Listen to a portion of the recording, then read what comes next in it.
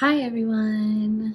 Welcome to Making Healthy Choices with Dr. L, where we make videos about healthcare, careers in general, with particular emphasis on careers in healthcare. If you're new here, welcome. I am Dr. L. If you're returning subscribers, welcome back. If you're interested in knowing more about my journey to the US and some of the challenges that I faced on my journey here, stay tuned.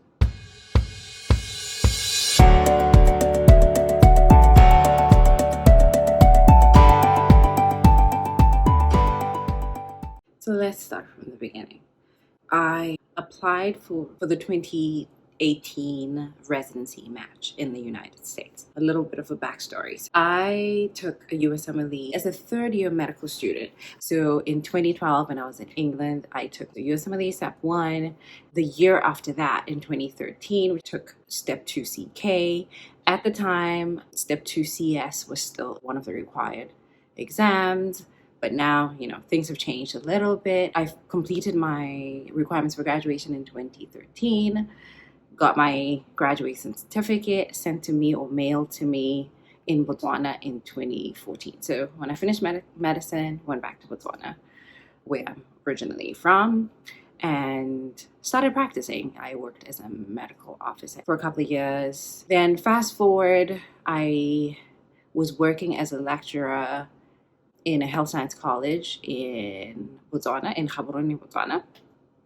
And while I was there, I decided I still wanted to pursue this medicine thing. I want to go apply for residency. So at the time, I still had to take Step 2 CS. So in 2017, which is 4 years after I had graduated, and 4 years after I had taken Step 2 CK, I took Step 2 CS and took the exam in January of 2017. The exam could only be taken in the US, and there were a couple of centers that you could take the exam.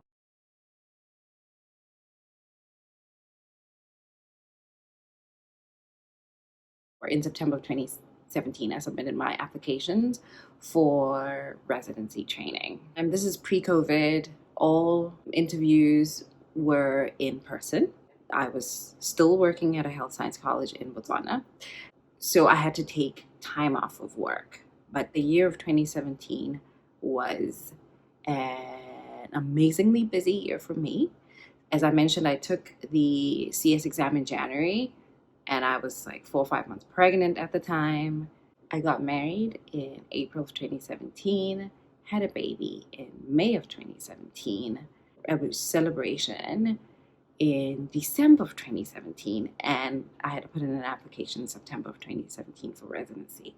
When I started getting emails about interviews, I had to juggle wedding planning and wedding celebration, as well as planning and saving for the interview in the US. So that was a lot financially. Two, I had an issue with time. So the wedding was in December, so it didn't make sense for me to travel before the wedding.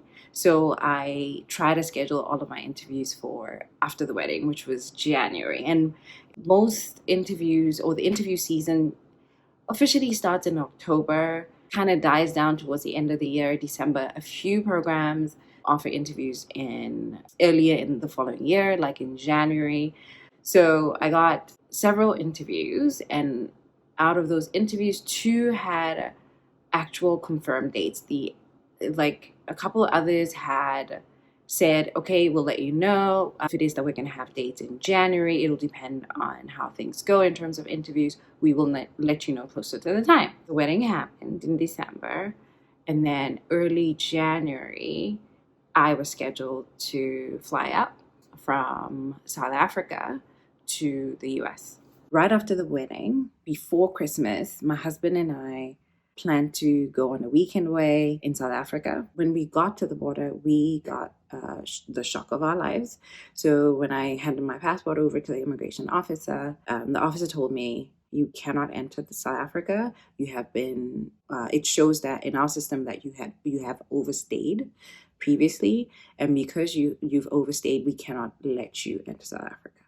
At this point, I think I had traveled back and forth between Botswana and South Africa so many times. And the longest I'd ever stayed was maybe up to 2 weeks. But according to the office, I had overstayed for over 30 days, which did not make sense to me.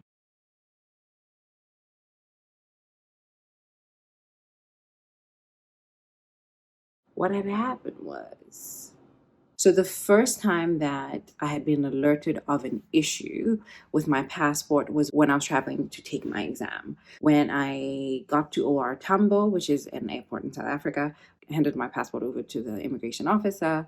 At that time, the immigration officer told me, okay, could you stop for a minute? I need to get a supervisor. They got a supervisor. They printed out a document. They gave it to me. And I was like, wait, what's this document for? Well, they're like, oh, this is to acknowledge that you have overstayed. I'm like, I had never overstayed. I had just entered South Africa on that very day, and my passport had been scanned. So, and I wasn't told anything at the border post through which I entered. So it didn't make sense to me. Anyway, they told me, okay, don't sign it.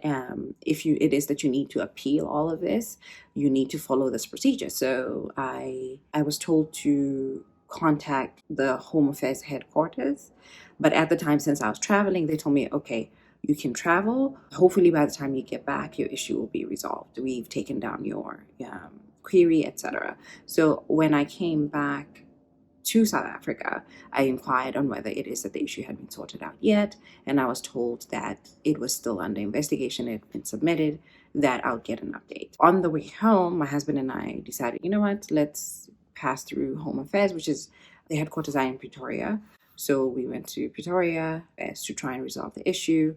And we spoke to a particular person who told us, you know what, take this email, send your query to this email with the pages, all the pages of your passport, so that we can see the dates of entry and exit in South Africa so we can resolve the matter. Okay.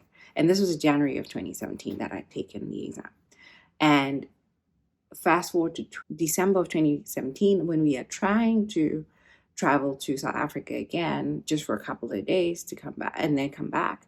But I am told that I had overstayed. So that issue had never been resolved. At this time, I raised the issue of the fact that I had submitted an appeal, all the documentation for them to investigate the matter, and I could print out all the documents to give to the immigration officer. And then so the immigration officer told me, you know what, we will look into this, hopefully it'll be resolved soon. So then at this point, I let them know that I'm traveling in January for my residency interviews and that I really need for them to resolve it because I'll be flying from South Africa again. This point is towards the end of the year, so we go for the Christmas and New Year's holidays. On January 3rd, we went to the South African border to try and inquire about the matter to see if it's been resolved so that I can travel the next day for interviews. Well, I thought that my flight was scheduled for the next day. We meet with the immigration officer. I explain my situation. She calls the supervisor or the head of immigration on duty for the day. He comes in, and this man, do not remember his name, but this man went above and beyond to try and assist. Gracious man, brought us in his office. We explained the whole situation, and he started making phone calls. Mind you, this is right at the beginning of the year. Most people are on holiday during this time. He made calls and spoke to multiple people. We spent hours at the border, tried to call headquarters to follow up on the matter. Gave him all of the documentation to prove that I had submitted an inquiry into the matter. And this whole time, I am crying my eyes out because I felt like my dreams of applying for residency were gone. Like I should just give up because I couldn't travel. I had to fly through South Africa. I had already paid for flights. So I didn't see any other way. There was an alternative to fly from Botswana directly to Kenya. But since I had already purchased a ticket, I didn't see the point of having to cancel the ticket last minute.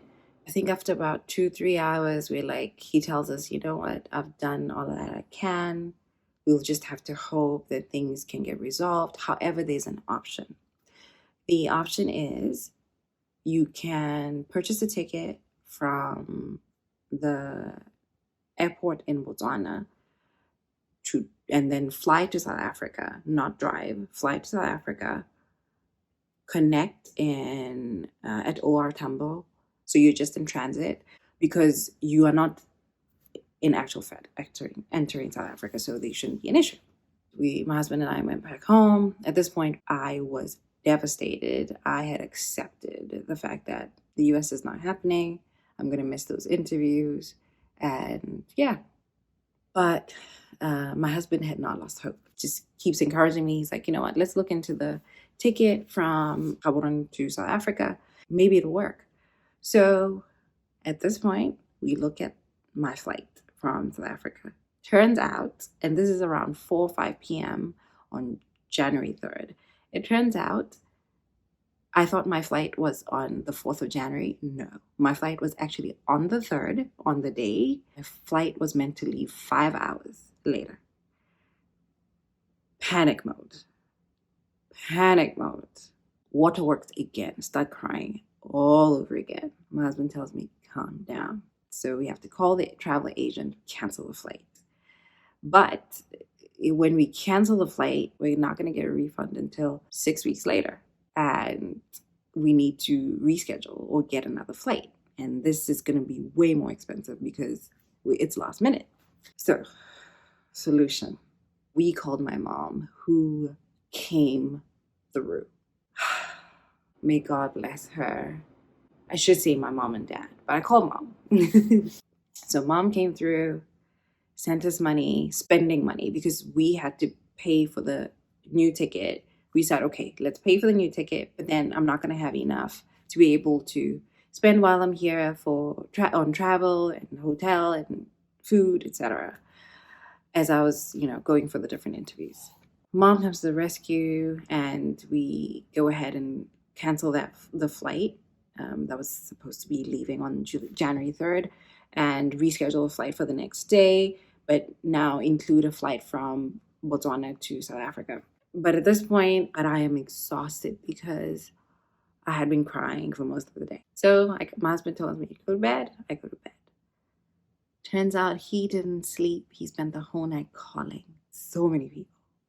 He made calls to some of his friends in South Africa and to try to find out who in Home Affairs he can reach out to, who it is that he can find out if it is that there's somebody that they know that who can help us or look into the matter, or at least direct the matter to the right people. He, I should say, spent the whole night up sending emails, sending Facebook messages to every person that he was, everybody that he knew worked in the Home Affairs office. One gentleman who's one of the directors, I believe, at Home Affairs, responds to him and says, you know what, I will look into the matter first thing in the morning. I don't know who this man is, but I'd like to say thank you, another angel on my journey to residency. He, I guess, looked into the matter, because then the next day my flight was scheduled to leave from Gaborone at 2 p.m. So while I was on my way to the airport at noon, I got an email from Home Affairs with a letter stating that the matter has been looked into, the case has been investigated, and they realized that it was an error on their part and that I had never overstayed in South Africa. I should use the letter in case I encounter any issues. This is 2 hours before I'm scheduled to leave. So get on my flight, arrive in OR Tambo airport, and present my passport to the immigration officer. No issues at all. So I don't know if it's the letter that helped, or if it's the fact that they cleared out whatever overstay issue had shown up on my passport before, or whether the whole transit thing works. So don't know, but either way, it worked. I was able to travel, attended my first interview on time in Pittsburgh, Pennsylvania. Oh, that's where I ended up matching. Needless to say that I had the odds stacked up against me as far as matching into residency is concerned. So number one, busy 2017 as far as finances are concerned. So only applied to about 28 programs in 3 or 4 states. because I was limited as far as how far it is I could travel for interviews. So in terms of time, in terms of finances, I figured, you know what, let's limit it to these. And yeah, ended up actually going for 2 interviews, even though I got more invites, but didn't get dates that suited me. Actually attended 2 interviews in person, and I ended up matching. God, only grace got me this far. I thought this would be a good video to share for somebody out there who is looking to apply to residency and they feel like they have the odds stacked up against them. Look at me. I made it here through obviously support of my family, through God's grace, through some amazing people who gave me a chance. Gave an African girl with zero US experience a chance. Despite all of these odds, we're here today. The point is, it's not impossible. If it is that it's something that you are interested in, it's a dream of yours, fight for it, work towards it. With whatever you have, try. It is not impossible. Anyway, I hope you guys enjoyed that video. If you're interested in knowing more about my journey here in the US, if you have any questions about applying for residency, if you're in Botswana, if you're in Africa or any other part of the world and you're in IMG and you have particular questions about applying for residency and the residency application process, leave questions down below. Hope you guys enjoy the rest of your day.